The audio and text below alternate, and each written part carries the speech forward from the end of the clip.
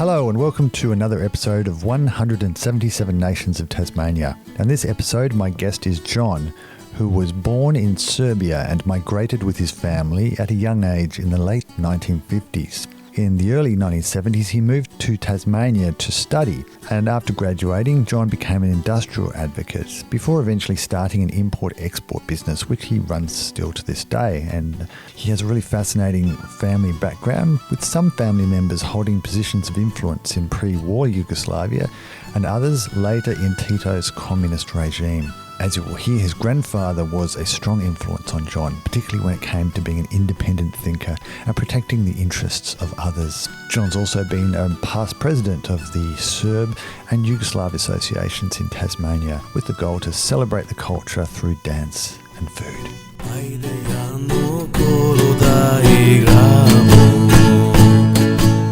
I was born and raised in Belgrade, and I was there until 1956. I went to school there, grade 1 and grade 2, and then we left Yugoslavia. My father and I left.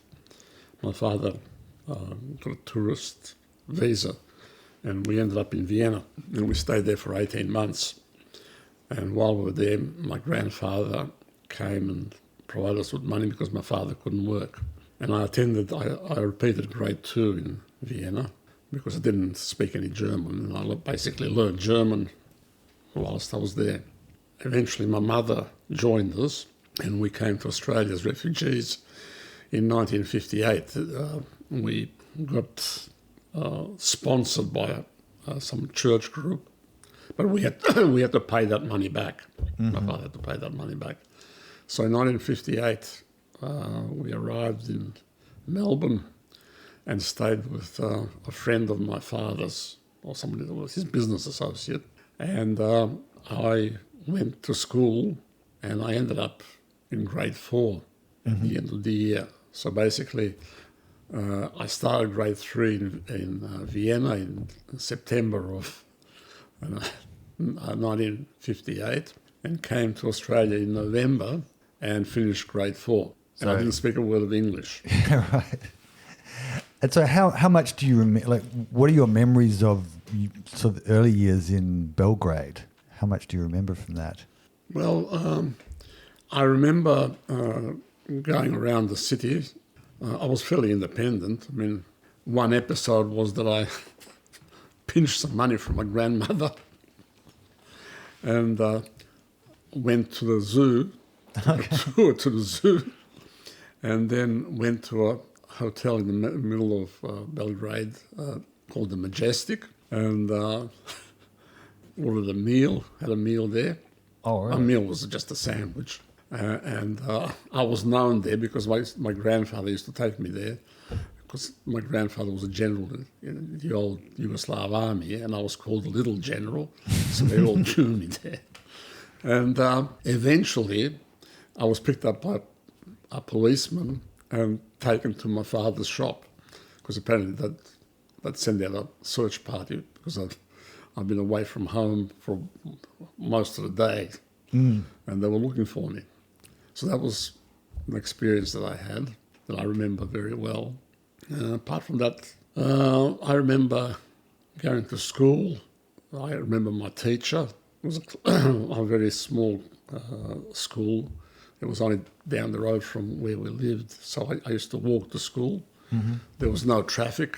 I remember very well playing till late at night with all the kids in the neighbourhood. It was fairly common for us to just play on the street, because there'd be 1 or 2 cars a day that would pass, so there was no traffic as such.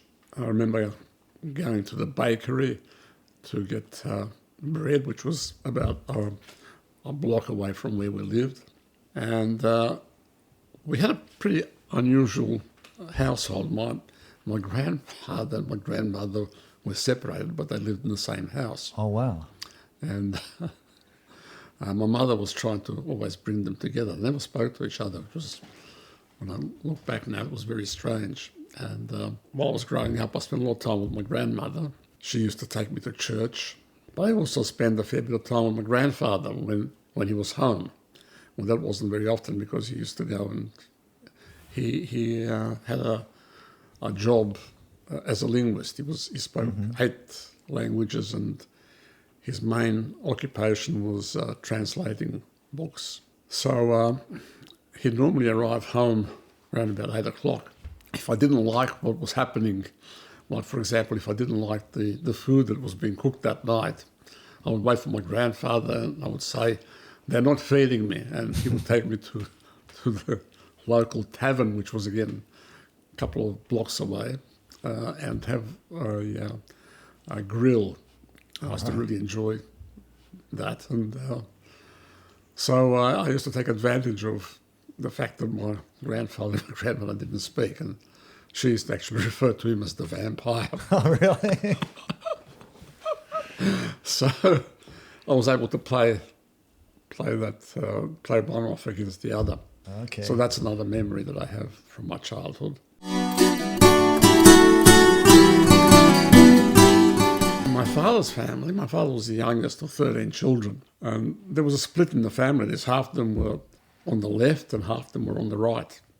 My father was on the right then because he was a small businessman, but one of his brothers was communist from his uni days, and he ended up being Tito's cardiologist, so he was a big knob.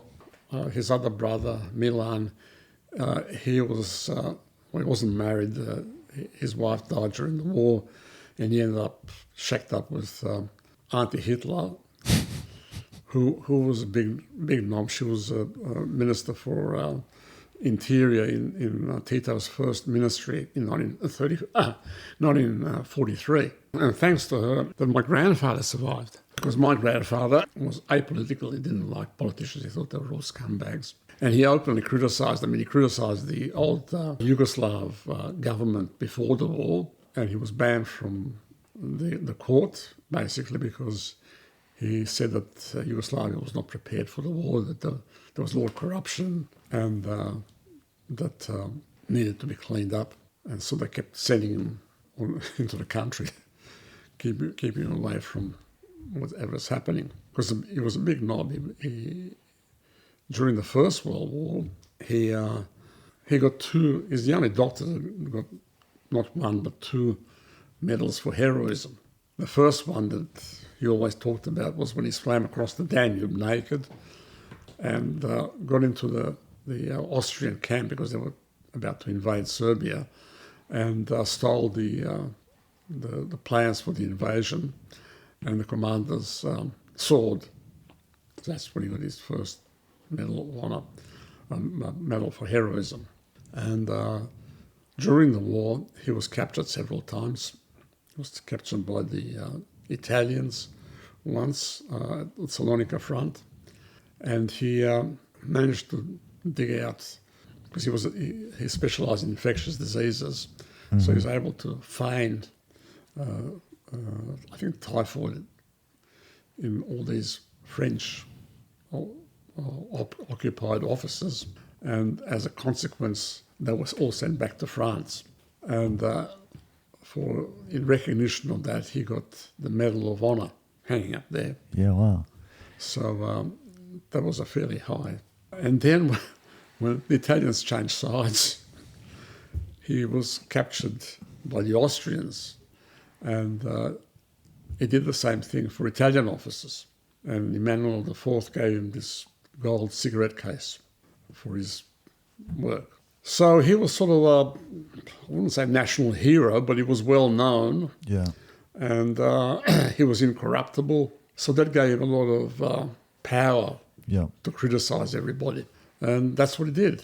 In fact, during the Second World War, he ran a field hospital and was captured several times by the Germans or the bloody communists or the partisans, or not the partisans, the what are they called? Chetniks, that's the ones. But he never acknowledged any of their. He just kept that hospital together, and every time he found somebody, like that's how he my father came into being. He found him. I think he had dysentery or something, and he treated him, and he became his chauffeur. Mind you, he never let my father know that he wasn't anything but the chauffeur. He married the general's daughter, so it was a cross that he had to bear for the rest of his life. And when my grandfather came here, my father paid for him to come over here. My grandfather still ruled the roost. I was telling my father what to do. I mean, it was quite an education to see that. And my childhood basically was in Australia, was spent with my grandfather when he was here. He came here, stayed here for 18 months, and decided to go back to Yugoslavia. He didn't like it here. The reason why he said he was going back is to get the family fortune, because he was quite wealthy. And so off he went, and he came back about, I think it was 3 or 4 years later. But there was no, he didn't bring back any family fortune. No. And my father, who paid for him to come here and to go back and to come here again, was really cross. Yeah. Apparently what happened was that he was then in his 70s. He found some blonde, and the blonde helped him dispense with his fortune. Okay. And as I said, my parents were both working, and my grandfather was the one that I spent most of my time with, especially after he came the second time. It sounds like that he must have had a big influence on you. Very much so. In terms of your thinking. Yeah. He was very skeptical about everything. So that's where I guess I picked up my skepticism, but not his political views, because his political views were, well, I didn't agree with them. I always thought that people were pretty nasty. They always have to be on the... It was sort of very Burkean in his view of humanity. My mother didn't work. My father had a series of jewellery shops, because under the communist system, although they said that private enterprise was allowed, it was frowned upon. And my father had actually 5 shops, which he opened one after another, and the bureaucrats used to find ways to close him down 5 times. That was one of the reasons why I think he decided to leave. It was very difficult to make a living, because he was a jeweller and a watchmaker. He eventually decided to leave and come to, well, we ended up in Vienna and then to Australia.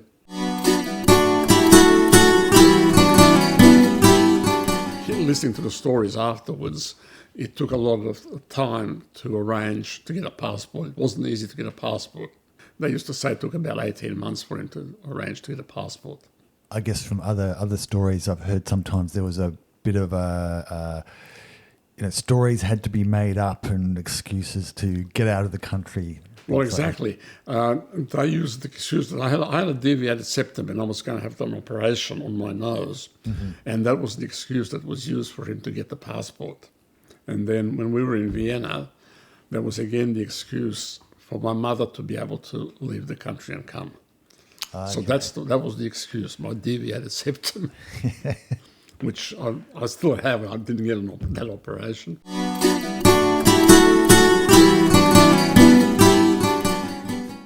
Late July 56, we left Yugoslavia. I remember very well travelling by train to Vienna, and we came to Australia we left Vienna in October, and we got on the ship and came here. I think it took about 6 weeks. We came here late November. And why did you or your family particularly choose Australia? Was there a reason for that? Yes. My father had a friend who came here, or not actually a friend, just an acquaintance, who wrote all these wonderful stories about Australia, that this was the land of milk and honey. In fact, he photographed himself in front of Government House and in front of presumably the governor's Rolls Royce, and said this is what he achieved in 3 months. And actually 5 families that we know of were attracted to Australia because of these fantasies that were perpetrated. And of course, when my father came here, he was really upset because my parents were very disappointed when they came here. He asked him, why did you do this? You created chaos over there. He said, well, I couldn't say that I was unsuccessful when I came here. I mean, that was his excuse. It was just so ridiculous. And of course, Australia was depicted as a country that's forever tropical. So my parents left all their winter clothes. And when they arrived in Melbourne, it was okay because we arrived in late November. But when winter set in, they were not very happy. So that was another pretty disappointing time. So what do you remember about sort of your initial time, I guess, in Melbourne? The first thing was when I was taken to school. I was taken to school and my class teacher, Mr. Stagg, introduced me to the class and he said, what's your name? And I said, Ljubinko Jovanovic. And he said, that sounds like John to me. And from that day, I became John. I'm still John. So you start immediately, your identity is taken away from you in a way. And you just have to deal with it. And you're forever asked to spell your name. I mean, my second name, Jovanovic, they always say Jovanovic. So you have to explain the J is silent and blah, blah, blah. And after a while, you just give up. And I wouldn't even try to explain my first name because Ljubinko is spelled Ljubinko. And nobody can even pronounce it. So that one is left to go to the keeper. I started school, as I said, in November, and I was the only ethnic there. Okay. So I was a bit like a superstar because I was so different and exotic that everybody was very nice to me. It was just amazing. Even at the start of the following year, it was grade 5. But very soon, a lot of other ethnicities started to arrive, a lot of other kids from Italy and Greece and everything else. And that's when it all turned and we became WOGs. Right. So from hero to zero in about 6 months.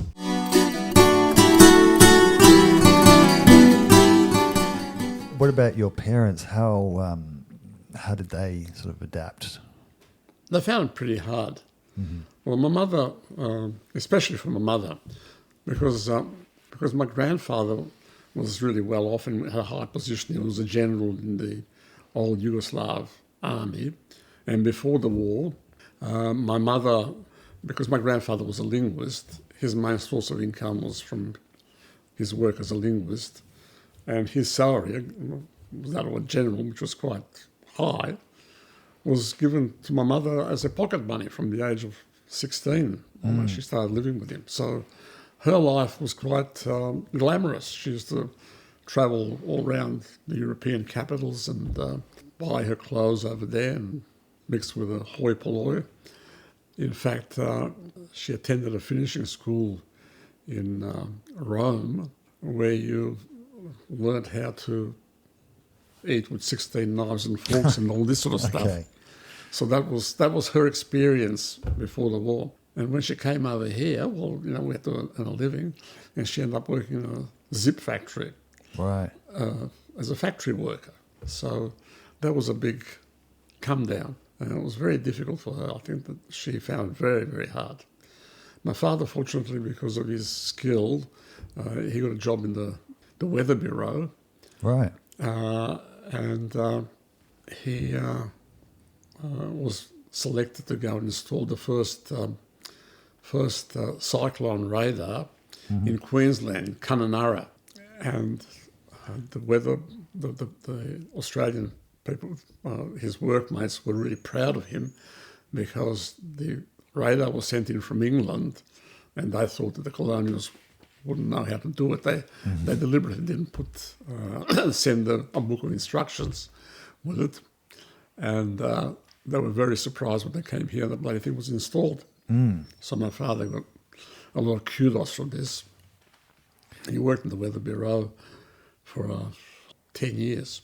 Then he left and eventually got a job with Melbourne Uni as a technician. So he did all right, but my mother eventually got a job as a hospital aide, worked in the Royal Melbourne Hospital. But I don't think that her life was it was a big letdown from what she was used to before. I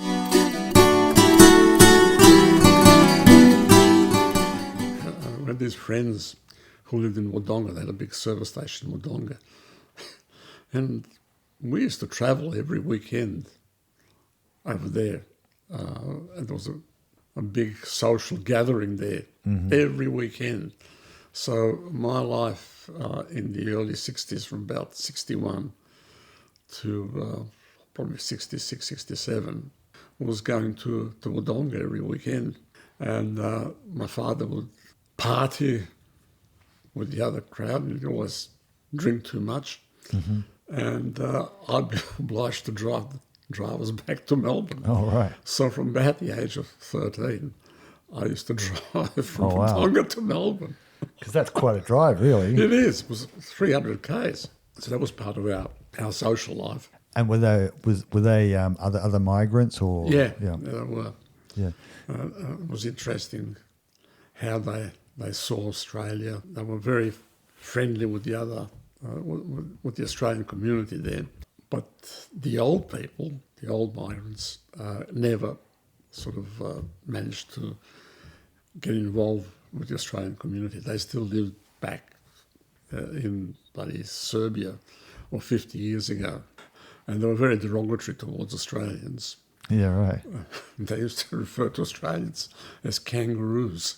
Okay. And other derogatory terms. And they never spoke the language. They still continued to speak Serbian. I mean, it was just amazing. So that was the sort of experience of my upbringing.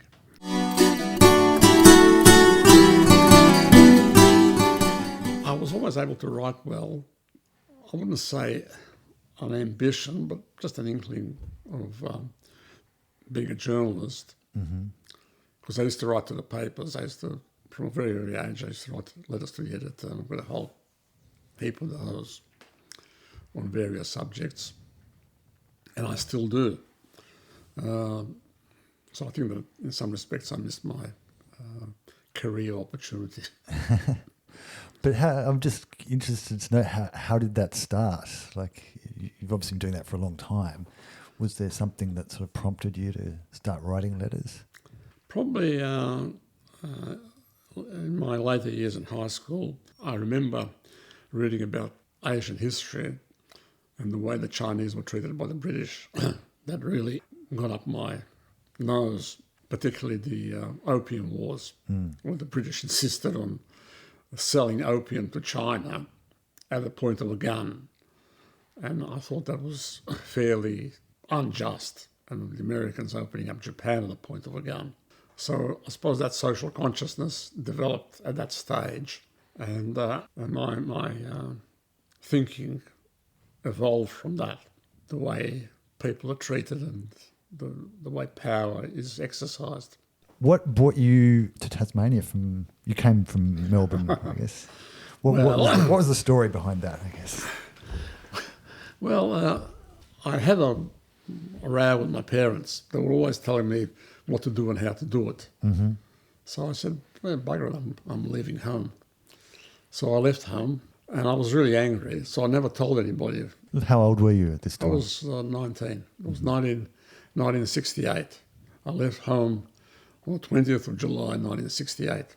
And I was determined that nobody would find out where I was going. I was actually on my way to Europe, particularly Germany and France, where the student revolution was in full swing. I wanted to go and join the revolution. But I didn't have any money. I had enough, pardon me, to get out of there.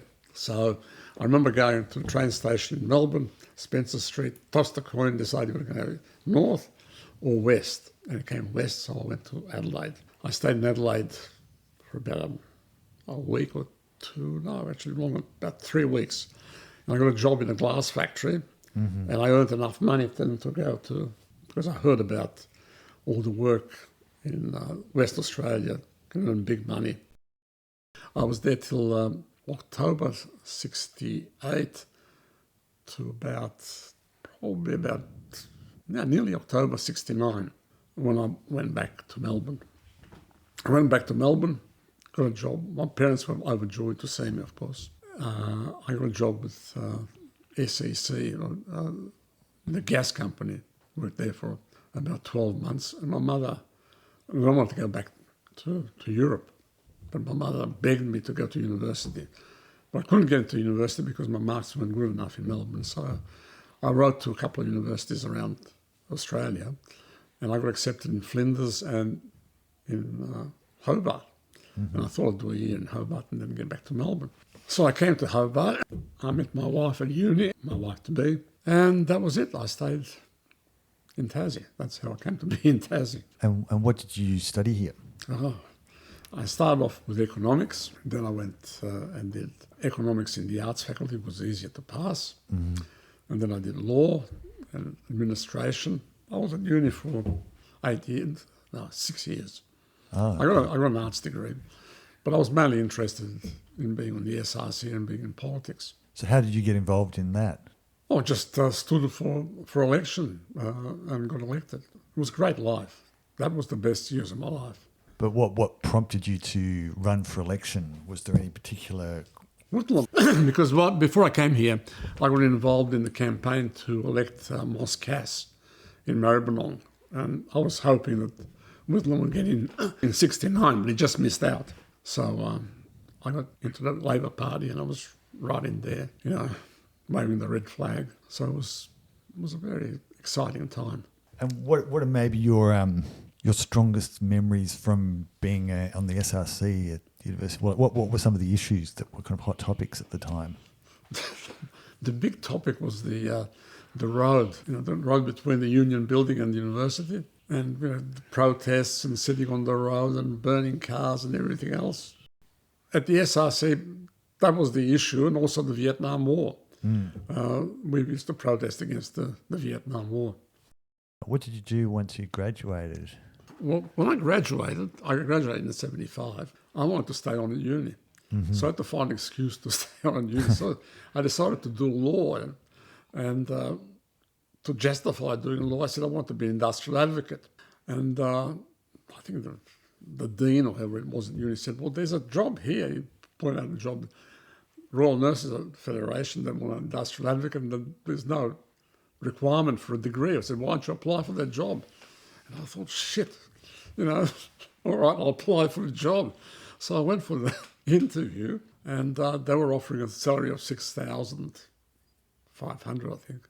And I said, no, I want 9,000. They said, yes. I said, oh, Jesus, I want to be able to do law full time. They said, yes. I can't start now, I'm going to go overseas first. This was end of 75. And they said yes to that too. So my wife and I went to Southeast Asia for 3 months before I started work. And I started work, and the first thing that got me was there was a big, remember the inflation that was raging at that time, 1975? Oh, was that from the oil crisis? Yeah, that's right. Yeah. 74 oil crisis. So the way to get, because before that, there'd be comparative wage justice. You'd compare wages to here from one side to the other, and that's how you got a wage increase. But now you have to show that the value of the work had increased, and you have to prove that the work that you're doing now is at a higher level than you were doing before to justify the wage increase. So I did the first work value case, in fact, in Australia, for Tasmanian nurses. And I had 80 witnesses. The case ran for nearly 7 months. And I had witnesses ranging from student nurses all the way to matrons. But RINF at that stage was an association of doctors who ran private hospitals, and basically their wives were running the association. And somebody like me, a red ragger, was the last thing they wanted. Mm-hmm. So the first thing I did when I went in there, I produced this screed on pink paper, RANF, the Nurses Union. Well, they really freaked out when they saw that. 40% wage increase, sabbatical leave, maternal leave, bloody everything that you can imagine. And I put this forward, and we are the only true representative of nurses. These other guys are just bullshit organisations. Anyway, on my first week there, I got 2 writs for defamation. Oh, wow. From them. That's quite an achievement. The executive was trying to work out what to do with me because I got the job, and put in this claim, and they sent me away to Armidale. There was an industrial relations conference in Armidale to see what they're going to do with me. And while I was there, I met Professor Sykes. He's an expert in bloody industrial relations, and he gave seminars there, and I got to know him and talk to him and blah, blah, blah. And he told me that his son was coming to study down here. So, of course, I got his address and everything else. When I came back, I got in touch with him. But in the meantime, fortunately on the executive, a number of young nurses had got in, and when they came to decide my fate, they decided to keep me on. So I ran this great big case, and believe it or not, the upper echelons, the matrons and the higher people in the were giving evidence against me, against what I was trying to show when I was presenting the case before the Public Service Board. So I thought, I got really pissed about this. So I decided then to change the thing and say, well, of course, the evidence is that these people don't want higher wages. Anyway, when the decision came, I got 26% for student nurses and registered nurses, and 2% for the people up on top. So that changed all the scales. So a registered nurse on the afternoon shift was earning more money than the charge sister who was over the top of it. So then I had another job to change the pay scales so it will reflect the difficulty of the job involved, or what the job actually involved. And also the other problem was that the only way that you can rise through the ranks is if you went into administration, and you wanted nurses to be on the ward rather than bloody filling in forms. So I introduced then a class known as the clinical nurse specialist, and then put a whole heap of steps so that you can get higher pay but stay on the ward. The executive was pretty pissed off because I increased all these pay scales, and of course they all flowed to the private hospitals, and the people that were running the association were pretty pissed off. And I had actually a chance to stand for secretary, and I really regret not going ahead and doing that, because I think that would have been I would have been able to achieve a lot more then. Instead, I decided to go into business. My wife went to Salamanca. Her sister owned Wing & Co. So she heard from one of her friends, one of her school friends, that she went down the market and sold some old clothes and made $300. I mean, my salary at that stage was $300, I think. She got as much as I get in a week. So she went there to get a stall, and we had a Renault 16. And we went down to the market. It was a bloody rainy day. And we opened the boot, and we sold $240 worth in an hour out of the back of a boot. Yeah. I thought, this sounds all right. Yeah. So we went back the next week and we sold $400 and just kept going up from that. This was easy money, instead of bloody working. So I decided to go into importing. I went to the bank manager. I said, I want to go into importing. And he said, oh, yes. Before I did that, we bought a house. Tell you about that. This was 1974. I was still at uni. I went to the bank manager and I said, I want to buy a house. I was working because I had got a part-time job working as a taxi driver. I used to drive Friday night and Saturday night. I was earning about $100. And I told him I want to buy a house. And he said, oh, how much do you earn? I said, $100. So he laughed at me. So I then wrote this was the National Bank. Sid Dye is his name. He's the bank manager. So I wrote to the National Bank in Melbourne, headquarters, and I said, look, you've got a monopoly on banking at university. We are all people who are going to be on high incomes. We need help now. You're there to provide assistance. You got the monopoly. You're going to get all these high flyers there. You should be able to help other people. And if you can't, we'll bring other banks onto the campus to provide a bit of competition. Well, a week later, Mr. Jovanovic, I'm in. How much do you want? Yeah, right. So I bought a first house like that. So when I went to the bank manager, then different bank manager, this time ANZ, I said I was going to go overseas and do some importing. He said, well, what have you got security? I said, well, we've got a house. So we'll think about it. So I went off to Taiwan, bought $100,000 worth of stock, came back, and I said, I want $100,000. He nearly fell off his chair. But I persuaded him to give me 20 grand. So I got 20 grand worth of stock in.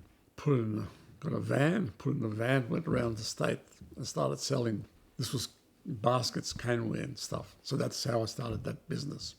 And at the same time, we kept Salamanca Market going. And you're still going with that? Yeah, we're still doing that.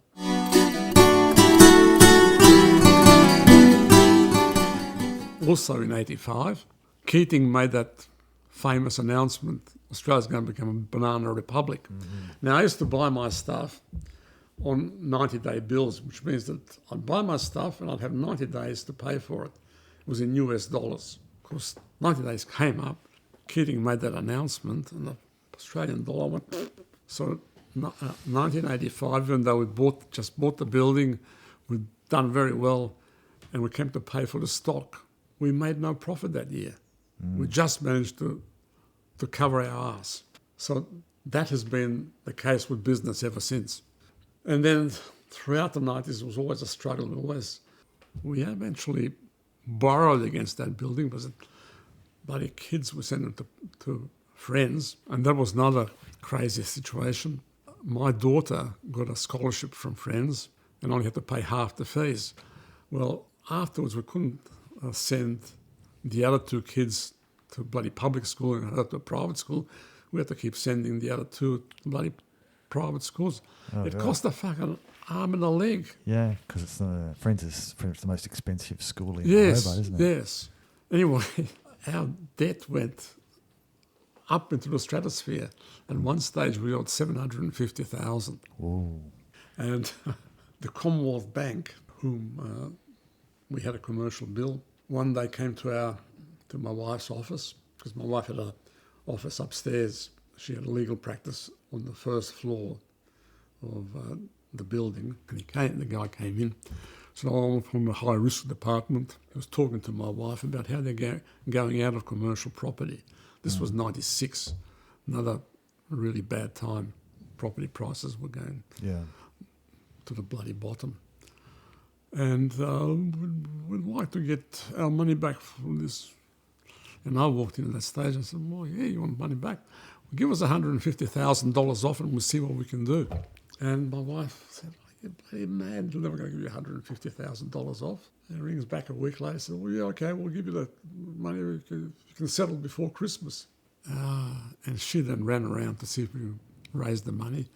And she eventually got a deal with NAB, but was $36,000 short.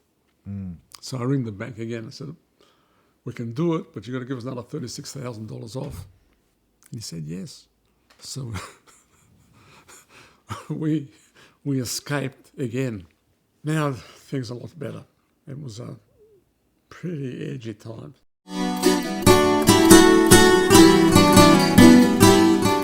What's been your involvement with the Yugoslav and Serbian communities in Tasmania? Well, I've been president of both association, both the Yugoslav Association and the Serbian Association.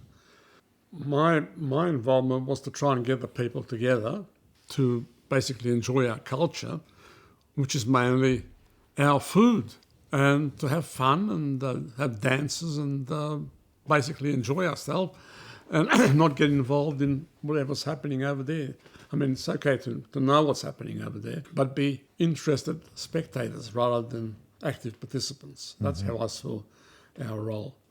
And that's what I tried to promote, but there was a fair degree of opposition to that. They all wanted to get involved and, fight old battles. And so eventually I just slowly withdrew because the sort of things that they wanted me to do, I wasn't really interested. But were you able to sort of get any cultural events off the ground or anything like that? Oh, yes, we used to have dances quite often. We used to even host delegations from Yugoslavia. We hosted a Croatian water polo team that came here when it was still Yugoslavia. And we used to invite ambassadors or the consuls that used to come to our association and meet with the people and have that contact so they can provide consular access and enable people to do business with Yugoslavia and then Serbia. When the Serbian Association was started, while I was president, I tried to ensure that politics didn't become a dominant issue there. So I had a fair degree of opposition because of that. But by and large, while I was there, whether I was president or whether I was just a member, I tried to diffuse conflict, which I thought was important because once you have conflict, you have people, moving away. Yeah. So that was the role that I tried to play. The thing that I did notice, a lot of people are still back in the Yugoslavia or Serbia that existed before they came to Australia, whereas people in Serbia now have moved on. Yeah. The people here, a lot of people here haven't moved on. Over there they have moved on. But in many respects, I feel like an outsider here to a far lesser extent than I feel as an outsider when I go back to my family over there. Yeah. Oh, that's a good segue to my next question, which was to ask about your experience of going back to Serbia. When was the first time that you actually returned? 2010 was the first time I returned. Mm-hmm. And, it was an eye-opener. The first impression was that the place was a lot smaller than it was when I left. But then I suppose I was 8 years old. Yeah, yeah. So the magnification was much greater when I left than it is now. That's the first thing. The second thing is how impoverished the place is in comparison to here, but how people manage to stay really effervescent, even though the circumstances are rather not so nice. So the hospitality just was quite mind-boggling when I went back. So I enjoyed that stay. So what would be an example of that hospitality? Well, for example, my cousin insisted that we stayed in their bedroom and they slept on the sofa. Mm-hmm. My wife was quite taken back by that. And also how we wwe were treated like kings, even though their means were not so great. I tried wherever possible. For example, if we went out, I would make sure that I slipped out when nobody was looking and paid for the evening. But that was regarded as very offensive because we were supposed to be the guests.